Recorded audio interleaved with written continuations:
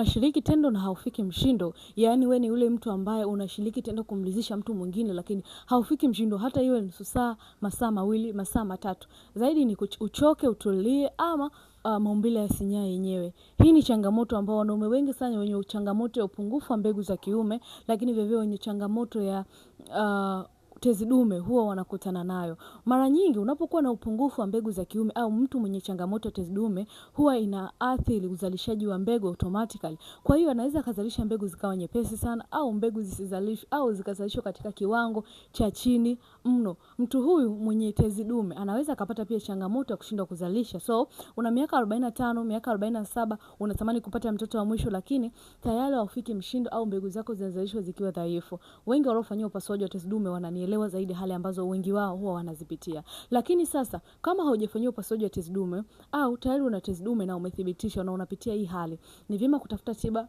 na lishe ambayo itakusaidia kwenda kuongeza uzalishaji wa mbegu za kiume. Zaidi huwa na washauri watumie mbegu kama vile mbegu za maboga, karanga, korosho, miogo, lakini vile vile juisi ya tende ya mara kwa mara inaweza kuwasaidia kwenda kuimarisha mfumo wao wa uzalishaji wa mbegu za kiume. Kubwa zaidi, tafuta tiba kwenye chanzo cha tatizo ili usiendelee kuzunguka au kuteseka kila siku. Naitwa Madam Lilac, ndiye bingwa changamoto hizi za mkojo na performance ya tendo la ndoa. Unaweza kunipigia sasa kwa tiba ya ushauri au kucomment neno tiba uweze kupata mwongozo zaidi.